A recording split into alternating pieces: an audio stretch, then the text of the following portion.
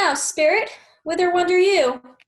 Over hill, over dale, through bush, through briar, over park, over pale, through flood, through fire, I do wander everywhere, swifter than the moon's sphere, and I serve the fairy queen to do her orbs upon the green. The cowslips tall her pensioners be, in their gold coats, spots you see. Those be rubies, fairy favors, in those freckles live their savors. I must go seek some dewdrops here, and hang a pearl in every cowslip's ear. Farewell, thou lob of spirits, all be gone. Our queen and all our elves, come here anon. The king doth keep his revels here tonight. Take heed the queen come not within his sight, for Oberon is passing fell in wrath, because that she, as her attendant, hath a lovely boy stolen from an Indian king. She never had so sweet a changeling. Jealous Oberon would have the child, knight of his train to trace the forest wild. But she, perforce, withhold the loved boy, crown him with flowers, and make him all her joy. And now they never meet, in grove or green, by fountains clear or spangled starlight sheen, but they do square, and all their elves for fear creep into acorn cups and hide them there. Either I mistake your shape and making quite, or else you are that shrewd and knavish sprite called Robin Goodfellow. Are not you he that frights the maidens of the villagery, skim milk and sometimes labor in the kern, and bootless make the breathless housewife churn, and sometimes make the drink to bear no barm, mislead night wanderers laughing at their harm? Those that hobgoblin call you, and sweet Puck, you do their work, and they shall have good luck. Are not you he? Thou speak'st aright. I am that merry wanderer of the night. I jest to Oberon and make him smile, when I a fat and beam-fed horse beguile, neighing in likeness of a filly foal, and sometimes lurk I in a gossip's bowl, in very likeness of a roasted crab. And when she drinks, against her lips I bob, and on her withered dewlap pour the ale. The wisest aunt, telling the saddest tale, sometimes for 3-foot stool mistaketh me. Then slip I from her bum, and down topples she, and Taylor cries and falls into a cough. And then the whole choir hold their hips and laugh, and waxen in their mirth and knees, and swear a merrier hour was never wasted there. But room fairy, here comes Oberon. And here my mistress, would that he were gone. Ill met by moonlight, proud Titania. What? Jealous Oberon. Fairies, skip hence. I have forsworn his bed and company. Tarry, rash wanton, am not I thy lord? Then I must be thy lady. But I know when thou hast stolen away from fairyland, and in the shape of Corin sat all day, playing on pipes of corn and versing love to a Moor's Felida. Why art thou here, come from the furthest steppe of India? But forsooth, that bouncing Amazon, thy buskin mistress, and your warrior love to Theseus must be wedded, and you come to give their red joy and prosperity. How canst thou, thus for shame, Titania, glance at my credit with Hippolyta, knowing I know thy love to Theseus? Didst thou not lead him through the glimmering night, from Perigenia, whom he ravished, and make him with fair eagle break his faith, with Ariadne and Antiopa?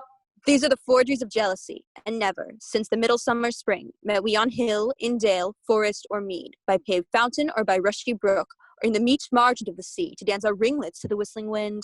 But with thy brawls thou hast disturbed our sport. Therefore, the winds piping to us in vain, as in revenge have sucked up from the sea contagious fogs, which falling in the land have made every pelting river so proud that they have overborne their continents. The ox hath therefore stretched his yoke in vain, the ploughman lost his sweat, and the green corn hath rotted ere his youth attained a beard. The fold stands empty in the drowned field, the crows are fattened with the murrying flock. The Nines Men's Morris is filled with mud, and the quaint mazes in the wanton green for lack of tread are indistinguishable. The human mortals want their winter here, but no night now is with him or Carol blessed. Therefore, the moon, the governess of floods, pale in her anger, washes all the air. The rheumatic diseases do abound. And through this distemperature, we see the seasons alter. Hoary-headed frosts far in the fresh lap of the fresh crimson rose. And on old Himes, thin and icy crown, an odorous chaplet of sweet summer buds is, as in mockery, set. The spring, the summer, the childing autumn, the angry winter change their wonted liveries, and the amazed world by their increase now knows not which is which. And by this same prodigy of evils comes from our debate, from our dissension. We are the parents and original. Do you amend it then? It lies in you. Why should Titania cross her Oberon? I do but beg a little changeling boy to be my henchman. Set your heart at rest. The fairyland buys not the child of me.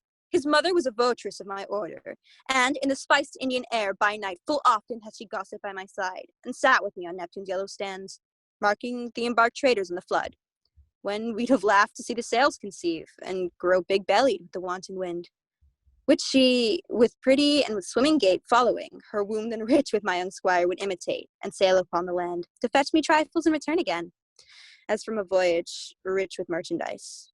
But she, being mortal, of that boy did die, and for her sake do I rear a boy, and for her sake I will not part with him. How long within this wood intend you stay?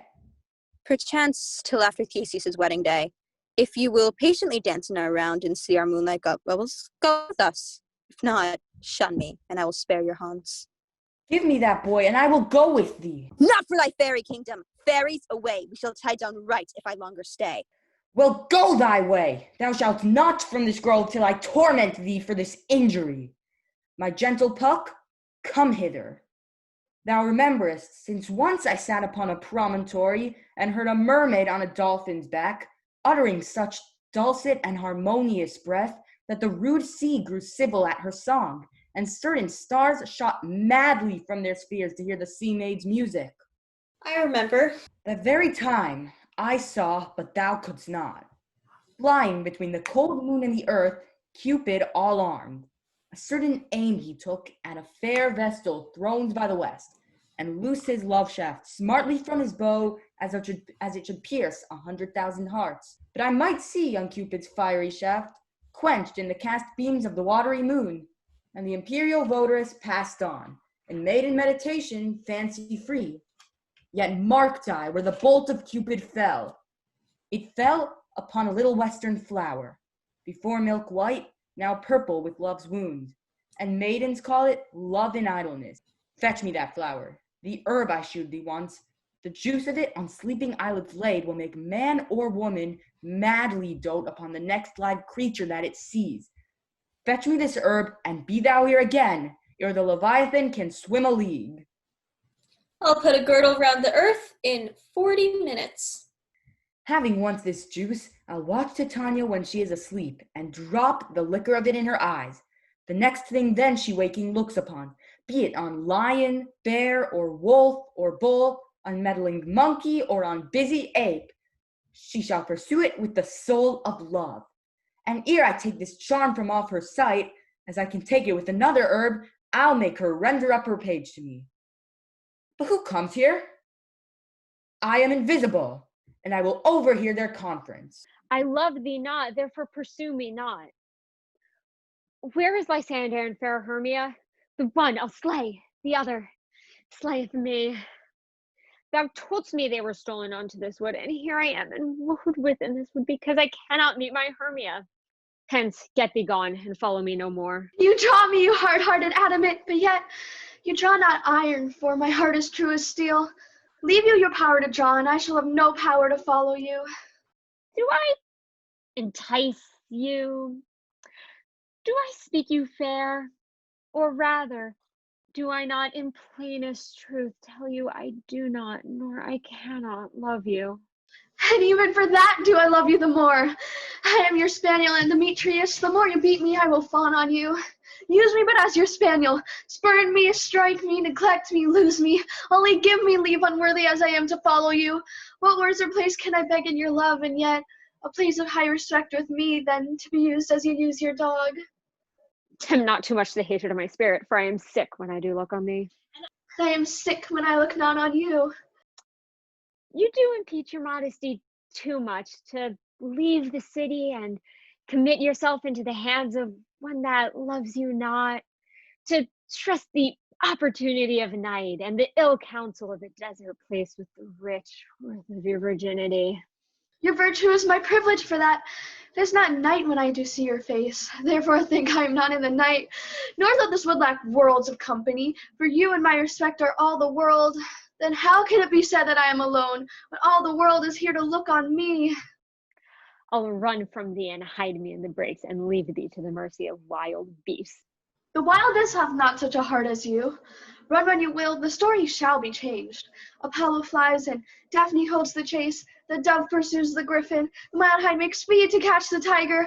Bootless speed when cowardice pursues and valor flies. I'll not say thy questions. Let me go. Or, if thou follow me, do not believe but I shall do thee mischief in the wood. Aye, in the temple, in the town, in the field, you do me mischief. Fie, Demetrius, your wrongs do set a scandal upon my sex. We cannot fight for love as men may do. We should be wood, and we're not made to woo. I'll follow thee and make a heaven of hell to tie upon the hand I love so well. Fare thee well, nymph. Ere he do leave this grove, thou shalt fly him, and he shall seek thy love. Hast thou the flower there? Welcome, wanderer. Aye, there it is. I pray thee, give it me. I know a bank where the wild thyme blows, where oxlips and the nodding violet grows, quite over-canopied with luscious woodbine, with sweet musk roses, and with eglantine. There sleeps Titania some time of the night, lulled in these flowers with dances and delight. And there the snake throws her enameled skin weed wide enough to wrap a fairy in. And with the juice of this, I'll streak her eyes and make her full of hateful fantasies. Take thou some of it and seek through this grove. A sweet Athenian lady is in love with a disdainful youth. Anoint his eyes, but do it when the next thing he espies may be the lady. Thou shalt know the man by the Athenian garments he hath on. Effect it with some care, that he may prove more fond on her than she upon her love. And look thou, meet me ere the first cock crow. Fear not, my lord, your servant shall do so.